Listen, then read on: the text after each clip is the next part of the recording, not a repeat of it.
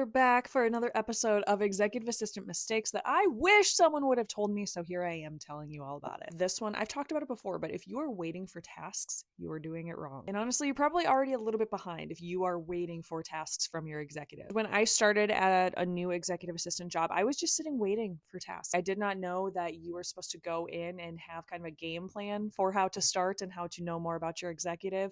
I had none of that. I went in and I got done with my onboarding checklist and I just sat there and waited for tasks because I did not know what questions to ask my executive. I did not know that I needed to even know their preferences, what was going on with them. I thought I was strictly there to take tasks, and that could be not be farther from the truth because executive assistants, we are anticipating needs. We are thinking about what could potentially go wrong next week, next month, and we are trying to solve that before it actually becomes a problem, because when it becomes a problem and goes to our executive and then they have to tell us about it, especially if it's something that we should have been able to catch, that is going to start losing trust with your executive. What this said to my executive is that I'm not proactive, is that I can't anticipate needs. He probably wondered, why did we hire this chick if she can't actually like step in and do the work that we need done? But again, executives, they don't just want task takers, they want problem solvers. How do you solve problems if you don't know the preferences of your executives, if you don't know what